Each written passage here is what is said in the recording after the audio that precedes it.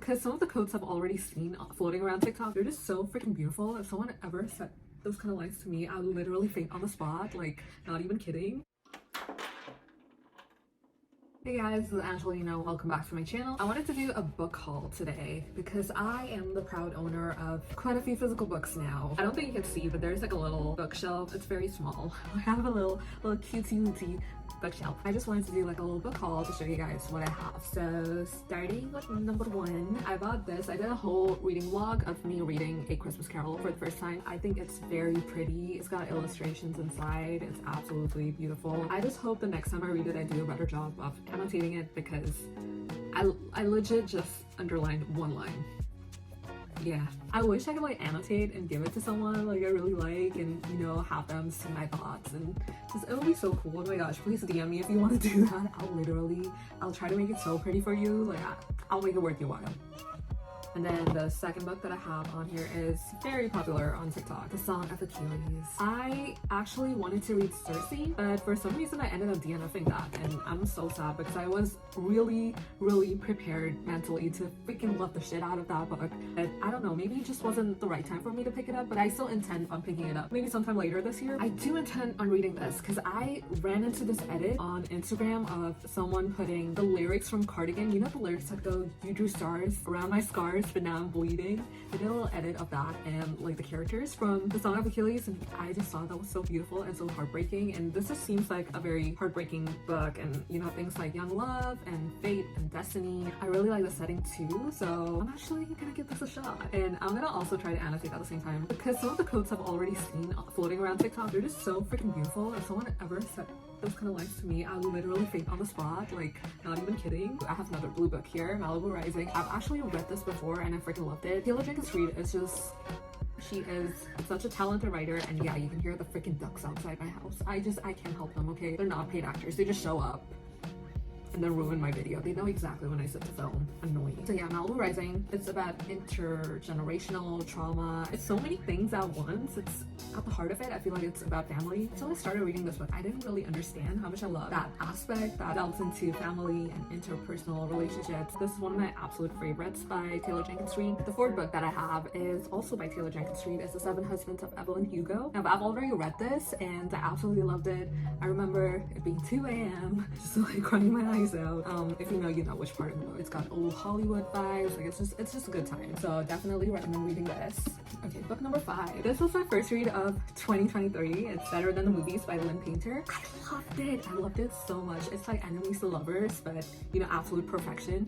It's so great. So I just had to order a physical copy of it because I really wanted it. I'm like, I have to own this. It's so pretty and it's got a lot of like rom-com references. If you were like me and you grew up watching a shit ton of rom-coms, had the best time through your tweens and your teens watching those movies, I highly recommend picking this up because it feels like a hug, honestly, and it's like a cozy kind of read. Like maybe like on a rainy day you can pick up this book and read it. It's just absolutely immaculate vibes. I love the characters and I love their dynamic. It's just so cutesy. 5 stars. 5 stars right out of the gate. Like what a way to start the new year. So this one, she's heavy, she's chunky. Anastasia by Sophie Lord. Now I absolutely love the movie Anastasia, the animated movie with Meg Ryan and John Cusack. Freaking love it. Like that was my entire childhood. So when I heard that there is a freaking book dedicated to the story of Anastasia, I had to pick it up. And also it's enemies to lovers. I think that was the gateway movie to my obsession with the enemies to lovers trope because I absolutely loved that movie. I have big fat book phobia. It's just, it looks huge. So I'm like a little hesitant. I'm gonna read it sometime this year. So freaking sucks. So the next book I have is The Circus Train. I've already tapped a little bit of it. I'm only like this far through the book. I haven't read as much, but it's about war, it's about a forbidden love and one girl's survival. And our main character, she has polio and she's lost the use of her legs. So I love that we get disability rep in this. It's during a wartime, so our main character who has polio, her name is Lena. Also, I heard that the author named her after like Lena from the Sisterhood of the Traveling Pants. This is also by BIPOC author. She's, I think, Canadian, but her parents are from India or something. Love that. I love brown people representation. It's awesome. Moving on. Okay, on to the next. I actually scratched myself a little bit. That's me under. Wow, it has pictures. I didn't know it had pictures. So the next book I have on here is Tough by Terry Crews. Okay, so Terry actually came to my school and I actually got to meet him. That was a cool experience, I think. Well, I tried to talk. Okay, so we got to get our book signed by Terry Crews, and it was intimidating, but he was super nice. I was just so scared to talk to him. Our interaction went a little bit like, do you know the Vine where the girl's like, hi, and the guy's like, okay. that was the gist of my interaction with Terry Crews. You know, he just seems like a very interesting guy. He just seems so nice, and he signed my book too. I asked him to sign it to my brother just because I thought he would resonate more with the message in this book. He was super nice. He signed it to my brother. Shout out to Terry Crews. Thank you for signing my book, and I cannot wait to read this. I actually have the audiobook on Libby right now, and it's narrated by him, so I can't wait to read it. Okay, next up, I have a bunch of books that I got from the thrift store, and I'm so proud that I got to find these books because, oh my gosh, I got 9 books for $17 from the thrift store. I will be a frequent thrift store visitor from now on if I get books like that for, you know, like dirt cheap money, you guys. Like some of them were like $2.99, $1.99. It's crazy. Okay, so the first book I have is Educated. I actually don't know anything about this. I know it's a memoir. It's actually President Obama's favorite book of the year. Well, one of them. Wow. Okay. Flex. I've been really in the mood for consuming more memoirs. It's been interesting to get to hear people's perspective, how they, you know, found success and, you know, their take on their story, and it's just interesting, you know. Probably something about education.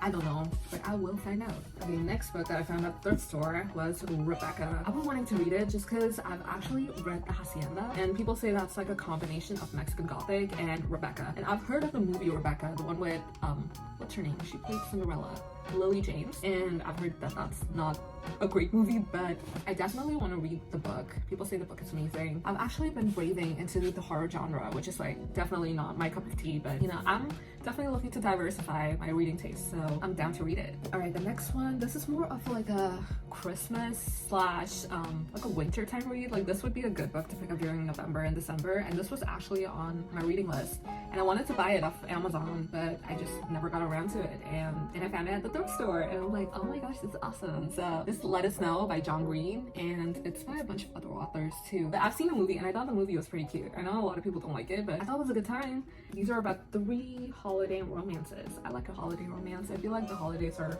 an appropriate time to pick up a romance, so definitely want to read that. So I have another memoir actually. So I have Trevor Noah, Born a Crime. I've heard very good things about it, and this has been on my wish list actually. So the fact that I found it at the freaking thrift store for $2.99. Crazy, okay? She just really blessed my day that day. So this is about Trevor Noah's, probably his upbringing. It says stories from a South African childhood. Probably delves more into his childhood. I hope I can find the audiobook too, because that would be cool. If it's like narrated in his voice, I definitely want to pick that up. I also found Persepolis.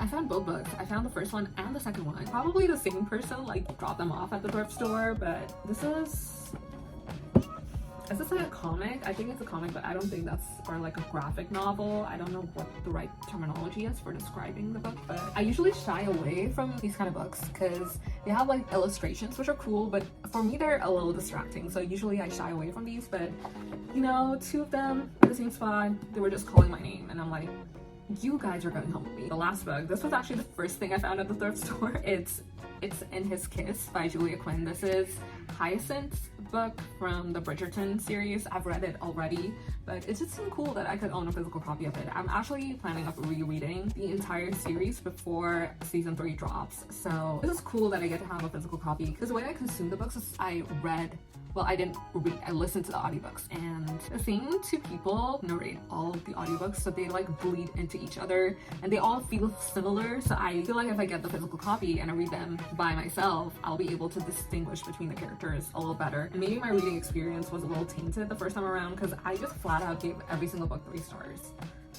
They're all narrated by Rosalind Landau, I think that's her name. She even narrates the prequel series, so imagine my dismay. Actually, that's a really mean thing to say, but literally like all the characters sound the same. All the guys sound the same, all the girls sound the same, they're all the same. And I'm like, I need distinction. I need to be able to distinguish. So they all sound the same. And I'm like, this is really robbing me of the proper experience that I want from reading these books. So, because a lot of people say this book is their favorite in the series, like it's up there in the top 3, and I didn't have a good time reading it, so I'm willing to give this another shot. I'm willing to give Hyacinth another shot. We shall see how you do in round 2. These are all the books that I got recently, and I'm actually getting another book tomorrow. It's called, I think, The Deal by Elle Kennedy. It's the first book in the Off-Campus series, and I've been recommended that by so many different people so many different times, and I'm like, I'm gonna get the actual book because it sounds like a fun time. Anyway, yeah, so these are all the books, and hopefully I'll get back into uploading more frequently. It's just the fact that I keep this channel a secret from my entire family, well, minus my sibling, but for the most part this channel is a secret and no one knows about it, so I can only film when there's no one in the house, and that's a little hard to do sometimes. So anyways, thank you for watching. I'll catch you guys in the next one. I'll link all the other places you can find me on the internet down below in the description box, and I'll see you guys in my next video. Take care, bye.